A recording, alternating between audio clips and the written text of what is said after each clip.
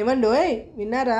శ్రావణ మాసం వచ్చేస్తుంది కదండి. చాలామంది ఉల్లిపాయ ఎల్లుల్లిపాయలు తినడం మానేస్తారు. అలాంటప్పుడు కర్రీస్ టేస్టీగా ఎలా చేయాలి అంటే నా రెసిపీ అయితే మీ అందరికీ బాగా హెల్ప్ అవుతుందండి. దీనికోసం నేను దొండకాయలు పొడుగ్గా కట్ చేసి బాయిల్ చేసి సైన్ అయితే పెట్టుకున్నాను. తర్వాత ఒక కడాయిలోని ఆయిల్ వేసి పల్లీలు, శనగపప్పు, మినప్పప్పు, పచ్చి కొబ్బరి, జీలకర్ర, ఎండుమిర్చి అన్నీ బాగా ఫ్రై అయిన తర్వాత చల్లారబెట్టి గ్రైండర్ అయితే చేసుకున్నానండి.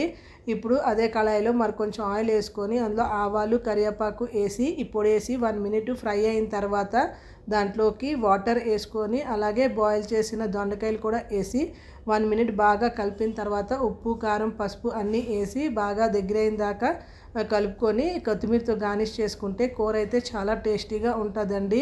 నేను ఈ శ్రావణ మాసంలోని ఇంకా ఉల్లిపాయలు వెల్లుల్లిపాయలు లేని చాలా రెసిపీస్ అయితే అప్లోడ్ చేస్తాను. దానికోసం మీరు నా ఛానల్ని లైక్ చేసి షేర్ చేసి అలాగే సబ్స్క్రైబ్ చేసుకోండి.